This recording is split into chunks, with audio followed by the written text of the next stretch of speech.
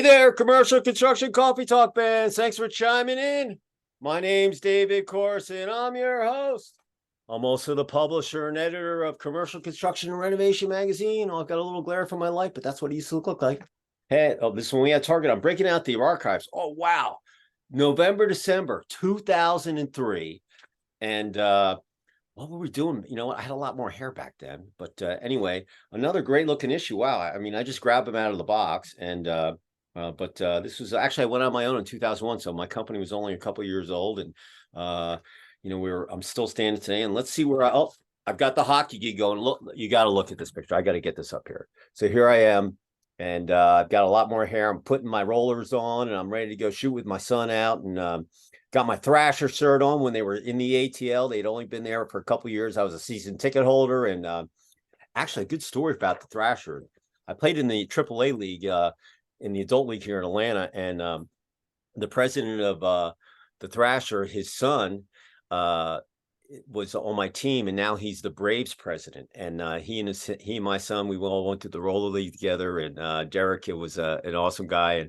But looking back at these pictures, I mean, it's so much fun to hold. I've gone digital in 2021, and in August was my last issue. But holding these magazines up in my hand, it's always nice to see them. But we're digital now, and don't miss the printer, don't miss the post office.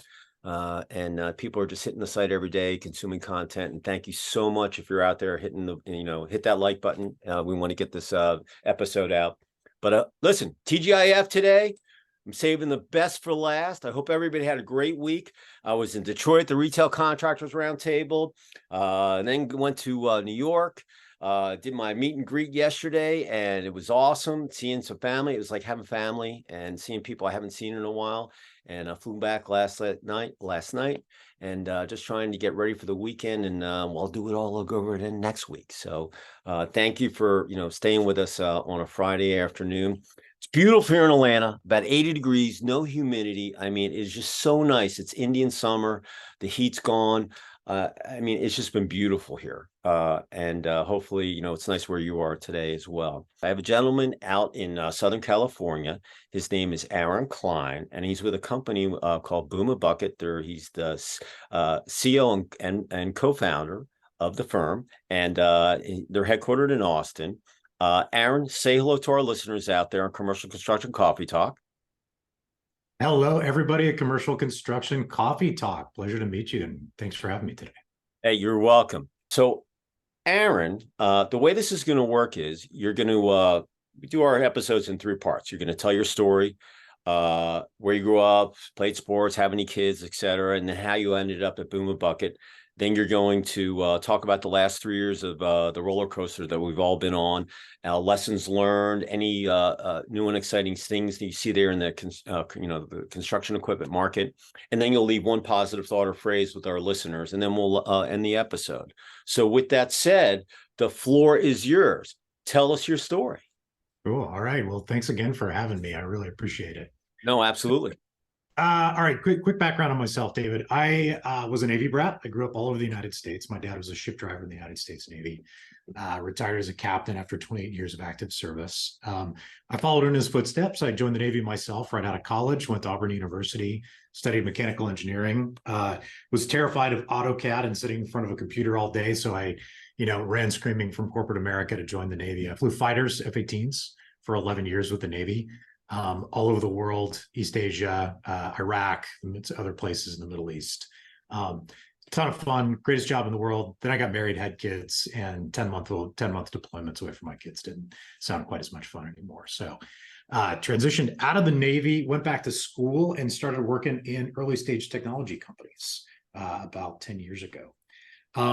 More recently was with a company called Yard Club. We were doing rental equipment management software, basically, right? So we were building software for equipment rental companies to help engage with their customers, to help them rent equipment. Kind of like if you go on to hertz.com right now, you can rent a car, but like at the time there wasn't really any great software interfaces to do that for the rental equipment rental world for contractors. We sold that business to Caterpillar in 2017, but my partners and I had always kind of had our eye on the used construction equipment space. Used construction equipment is about a $40 billion global industry. It's a lot of, or sorry, $300 billion, about $400 billion that's here in the United States. So a lot of used equipment trading hands across, everything from on highway, if you think like cement trucks and crane trucks, to bulldozers, backhoes, excavators, which is kind of our specialty, which is yellow iron, right?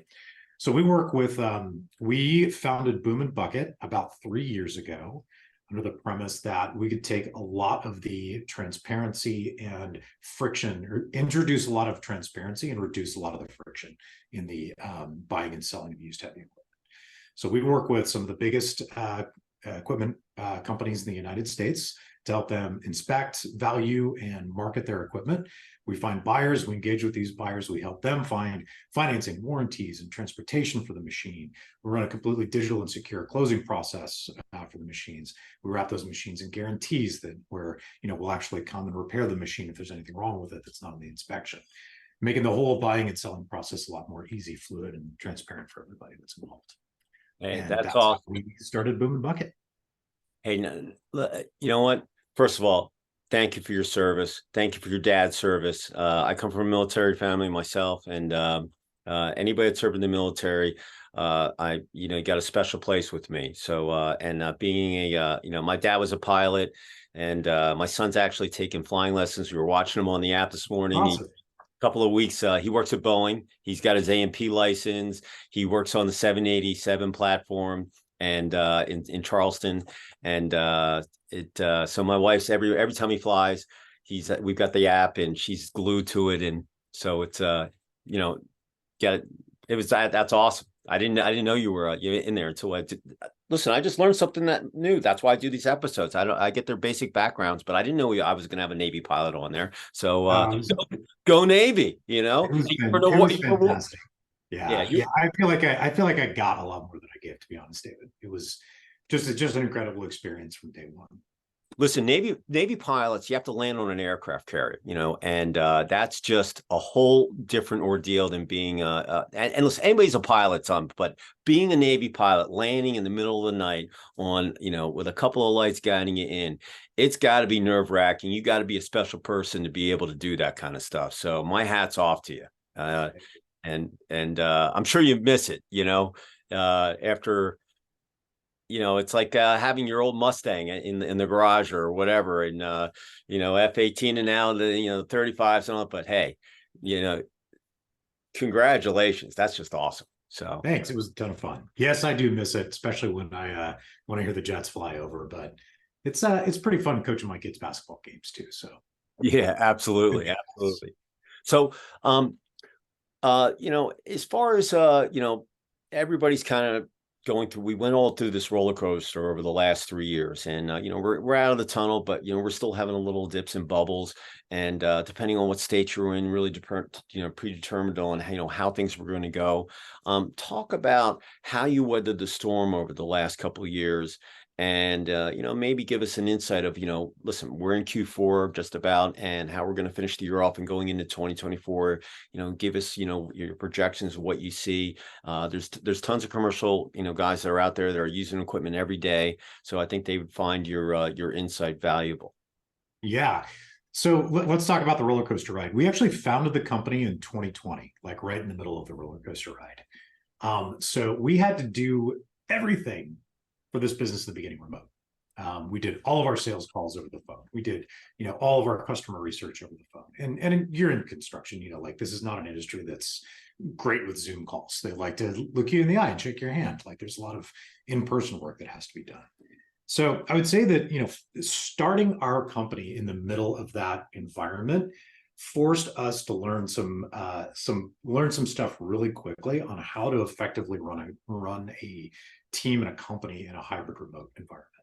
So when we say hybrid remote, about 60% of our teammates are scattered all over the US. We have outside field sales reps, we have equipment inspectors, we have software developers that are distributed all over the world, actually.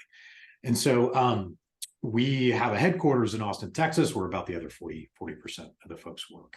And so we've built some things into our work culture from the get-go that help our teammates feel connected and feel like they're part of the team, even though they don't have a physical office that they're going to every day. They're either working from their home, working from their pickup truck. So little examples, like if one person is remote, everybody's remote. So if there's a meeting and there's 5 people in Austin and 2 people have dialed in, everybody goes to a phone booth and dials in on Zoom. So everybody has the same experience. Just little stuff like that be successful within that context.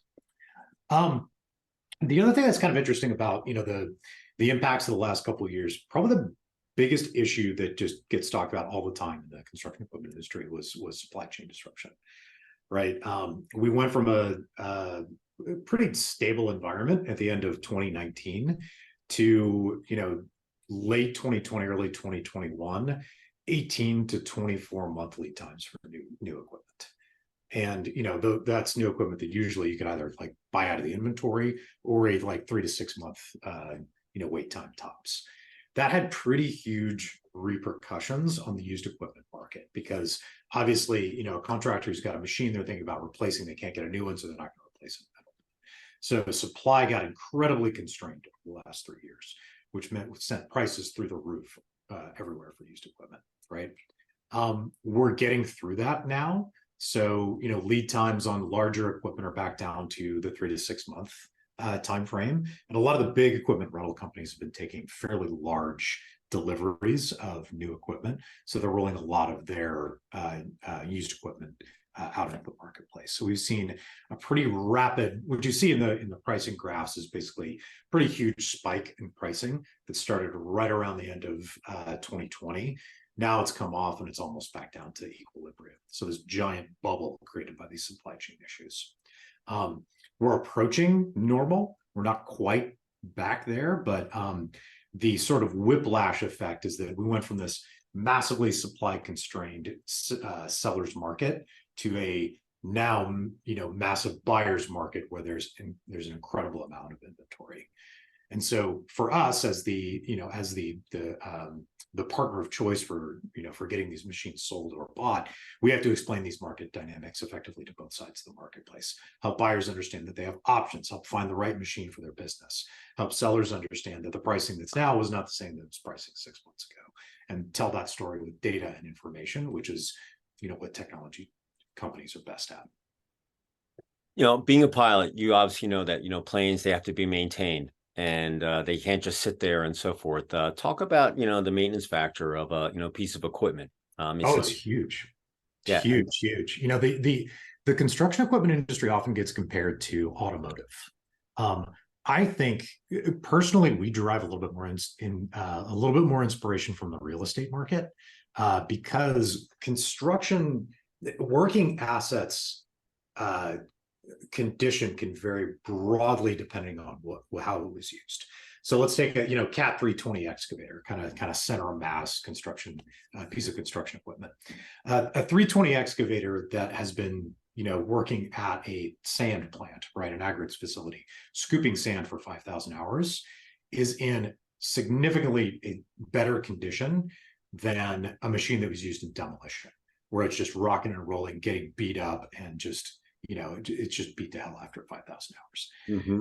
Very different than an on-high, like a Toyota sedan, right? Like you put one Camry, put 100,000 miles on it, same Camry, 100,000 miles on it, but provided you do oil change and the regular maintenance, it's probably similar. Yeah, right. Mm-hmm. They're pretty similar. So for us, that it's the maintenance and how the machine was used are huge contributors to what the intrinsic value of that machine is. And so our job to enforce transparency on this market, to make it function better for everybody that's involved, is to expose all of that. And so professional contractors who have work order management systems, who have good maintenance records, who could show that they've done 500 hours service pretty regularly on every single one of their machines, they can demonstrate that to a potential buyer. Buyer sees that, knows the machine was well maintained. That machine is inherently de-risked, more valuable than a machine that has no maintenance records whatsoever, than the guy that was writing in a grease pencil on the side of the machine every time they did it because it's easier or it's cheaper, right? Mm-hmm. And that translates into dollar values. We see anywhere from a 7 to 15% lift in price realization for machines with comprehensive maintenance records than ones without, right? So it's that maintenance that you're investing into that asset yes, it's important because it guarantees uptime, but it also is an investment in the, the residual value of the machine too. Yeah, you can't listen. We're in construction, so you can't get anything done without a bobcat or a backhoe or what have you. And it's the backbone of where the country's going to go in the future. And talk about when you market the equipment to people that have no knowledge, do they say, hey, how do I learn how to operate this new backhoe that I got, or a bobcat, or so forth? Or a lot of construction contractors are at all different levels of experience and so forth. So talk about that aspect of it. It's like, okay, I just got my driver's license, I'm going to go buy a Ferrari, versus just, like my kid, we bought him all beater. I know you're probably going to get in a little fender bender or whatever, and then you gradually get them up. They don't talk about that aspect. You know where I'm coming from? Yeah, absolutely. One of the biggest surprises for me, actually, John, was how many inquiries, sorry, David, how many inquiries we get from people about how to learn how to drive a backhoe, how to become an operator, right? This is not, we've actually started developing some content around this now because we just get so much inbound around it. It's not something we had anticipated. Now, like the good news is most of our buyers get to us with a pretty good idea of what they want to buy, right? So we're not teaching them as much about the machinery as we are making sure that we match what they're trying to accomplish with the machine to the right year, make, model, hours at the right price point, right? And so that's where we do most of our exploration. We do occasionally get the person that's like, hey, I need an excavator. What kind of excavator should I buy? And the good news is like our inside sales team is fairly expert on these machines now, right? They can really help them locate what they're looking for. Now, from a technology lens, we view the problem you just described of matching the machine to the job application as a really, really interesting application for artificial intelligence, right?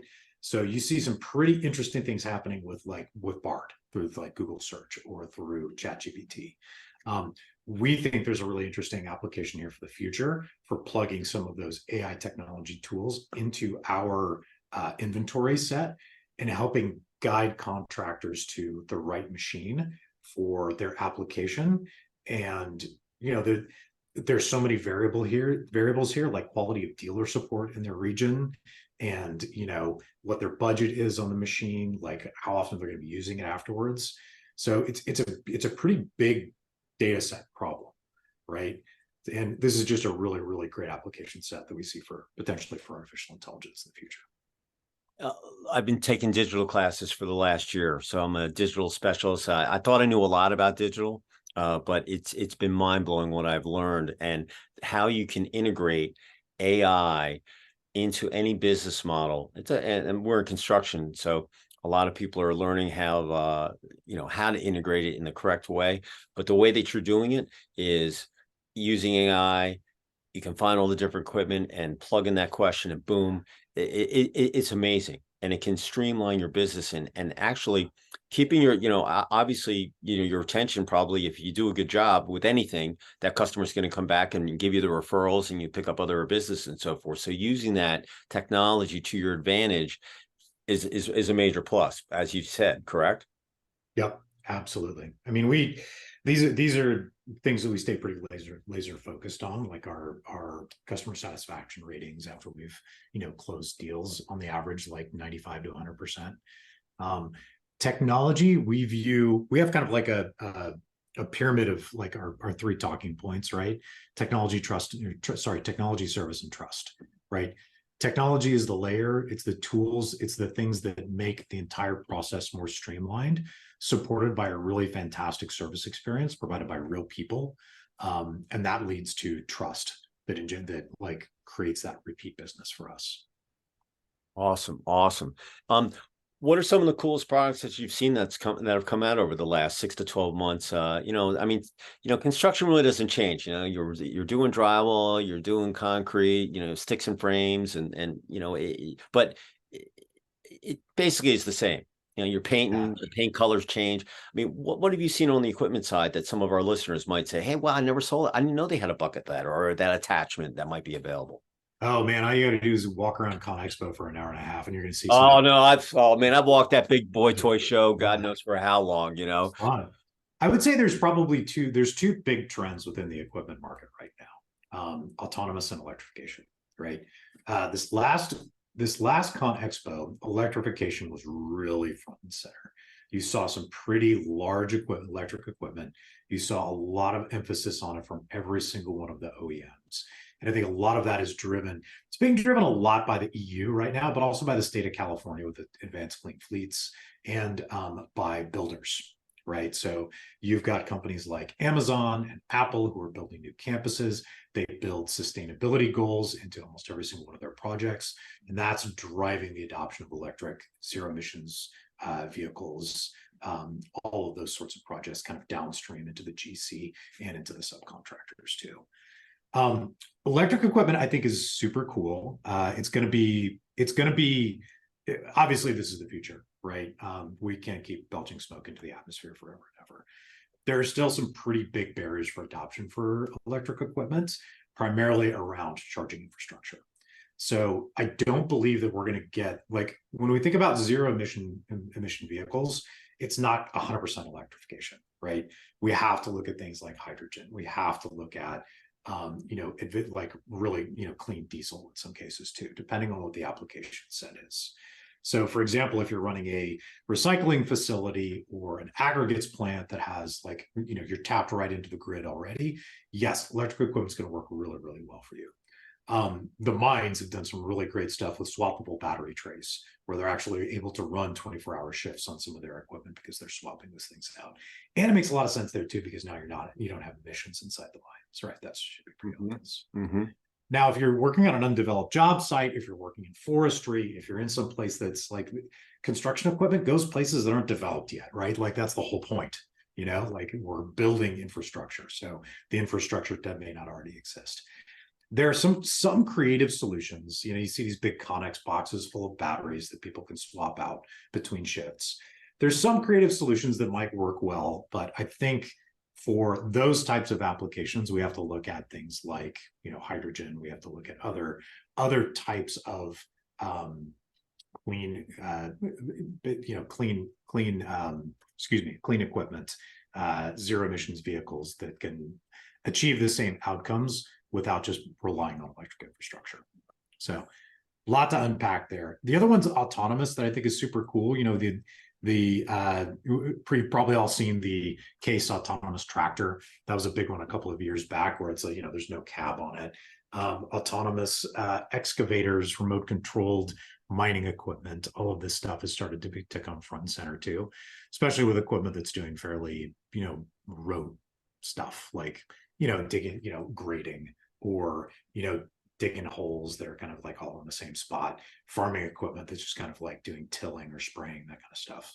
So that stuff's kind of interesting.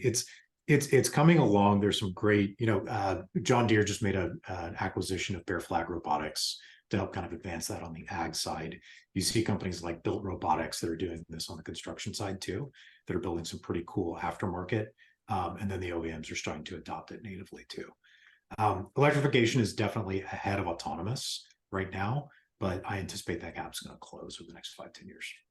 The biggest thing, it's just like an electric, like I have an F-150. They came out with the Lightning and so forth, and I never like to go. I'm not one of those buyers. Like I want to have the newest and best thing first. I want it to be out there and for a year and a half to two, get the bugs out of it, and then maybe I would buy that truck. But the biggest thing I think is the power value that electrification, like an airplane.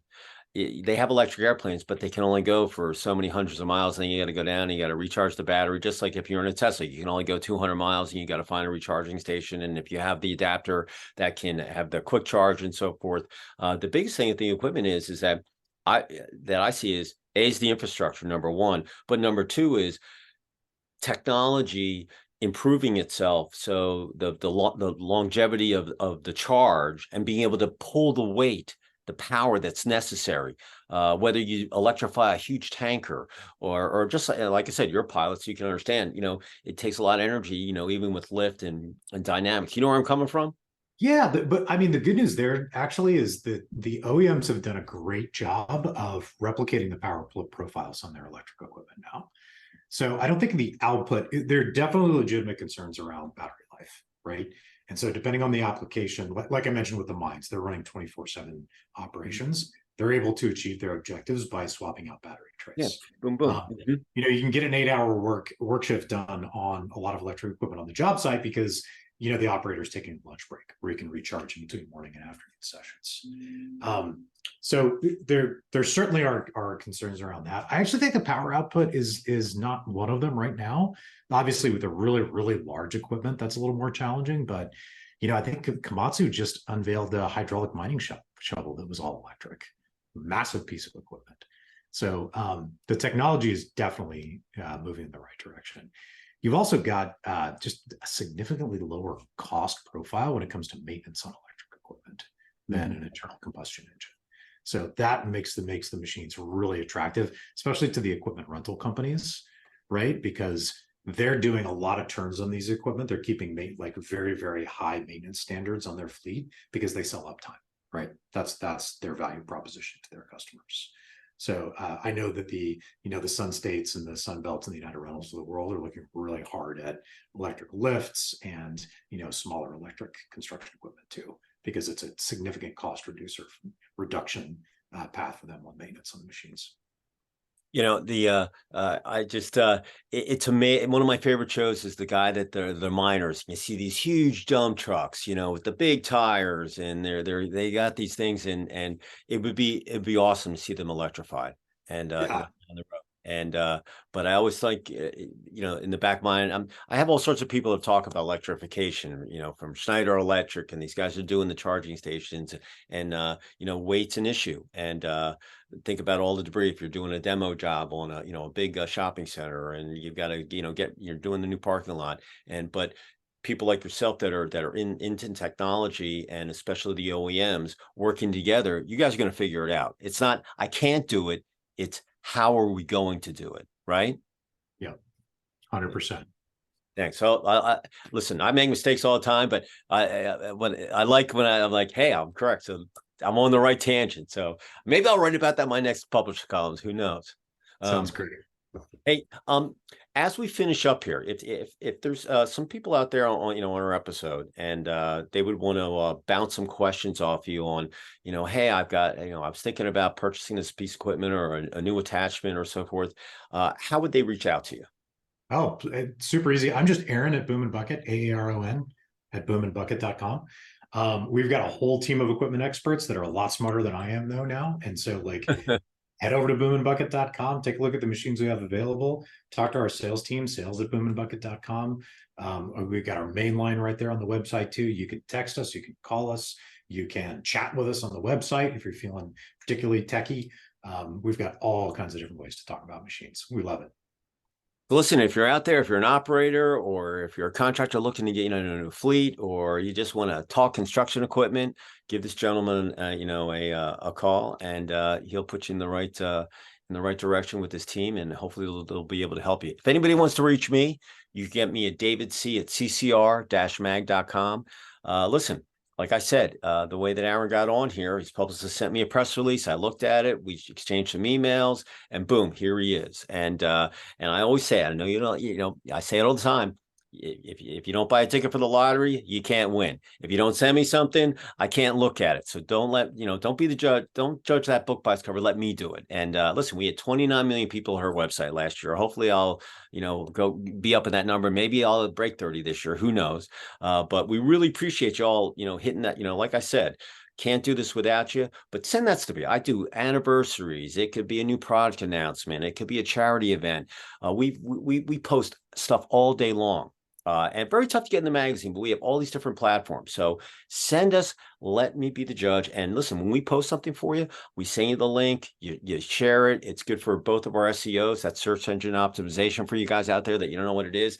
Google, it helps your Google ranking, and we want you to add. And on that same vein, like I said in the beginning of the show, listen, hit that like button. We want this episode to get out. So all you contractors out there are thinking about buying new equipment, if should I do, use, want to talk electrification, This way we can get it out to Aaron and he can help you and so forth. So Aaron, as we finish up, if you wanted to leave one positive thought or phrase with our listeners as we go into the weekend, fishing in Q4, the end of the year, and we roll into 2024, what would it be? So I talk to my team a lot about the beauty of doing hard things on a regular basis. There is a misconception out there that all of us are working towards some sort of destination, like a life of ease. Someday I'm going to arrive, I'm going to retire, I'm going to play golf, I'm going to do something and then it's done and then I can relax, right? But the reality is as soon as you stop moving forward, you start moving backwards, right? David, I know I'm preaching your language here. You played hockey, lacrosse, right? Any sport, as soon as you stop practicing, what happens? Your skills start to evolve. Flying, if you're out of the cockpit for a week, you suck when you go back. That's all there is to it. As soon as you stop moving forward, you start moving backwards. So the beauty of doing hard things is, it continually moves you forward. You keep trying new things, you keep pushing the envelope. And, the hardest part of it is that the first move is always the worst part. That beginner, you have to get through that beginner curve where, hey, you go back in the gym, you do a really hard workout. The next day, man, I really hurt. I'm super sore. But if you push through that, it gets easier and easier and easier. That's true with any skill set, anything you want to accomplish. Keep doing hard things.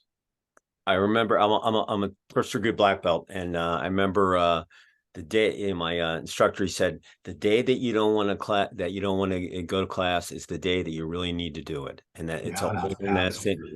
I mean, you will. I preach to all my teams I've coached over the years. You will play as you practice, period. And then when game day comes, you got to be flexible, and we can always go into halftime and readjust if someone gets hurt or whatever. Scrap the game plan and then finish off. But I always say, it's just when you don't want to do something, do it. It's just like taking action. If you take action today, a year from now, you're going to thank yourself for it. So it's beautiful, right? Just taking action, taking that first step. Well, Aaron, it's been a pleasure talking to you. And once again, thank you so much for your service and your father's too. I know being a Navy brat and rolling around, going here and there, but you got to see a lot of things, and flying, you saw, some just probably unbelievable memories, in the cockpit. And I'm honored to speak to a person like yourself, and and look where you're at today. So with that said, say goodbye from Southern California to our listeners out there. My pleasure today, David. Goodbye, everybody. Thanks so much for having me. I really appreciate it. And I'm going to say goodbye from Sugar Hill. We're about 30 miles out of north of Atlanta, just below the Beaufort Dam on Lake Lanier. It's like an ocean out there. It's about 600 miles out of coastline. I'm going to tell you, I think I'm going to go out in the boat later. I don't think it's been driven all week, so I've been on the road and go hit the Twisted Oar for some. I'll get a BLT or a burger. A really good place. If you're up on Lake Lanier, have you never seen it? You got to see it. It's an amazing thing what the Army Corps of Engineers have done up there. So with that said, everybody, just a couple things. Number one, we want you to stay safe on that construction site. All right. We want you to get home to your family and be able to do it again today. And even though I said it's not hot here, listen, we want you to drink lots of liquids. Okay. This is the coach talking to me. We want you to stay hydrated. When you get dehydrated, it's when you get headaches, when accidents happen. So make sure you're look, I've got my electrolytes right here, so put that powder in your water bottle, stay hydrated, and you're going to have a much better day. And like I said, safety is the number one option that we want. We want you to get home at night and see your your kids and be able to do it again the following day. So everybody enjoy the weekend. TGIF to everybody. And Aaron, when I get out to California, I look forward to, I'd love to see, some of this new equipment and get the, the tour of whatever's going on. And even in Austin, if I make it down there, I'd love to have the opportunity if you offer it to me. All right. It's fantastic. I look forward to it, Dave. All right, everybody, we will see you next time on another episode of Commercial Construction Coffee Talk. Aaron, pleasure. All right. Thank you so much.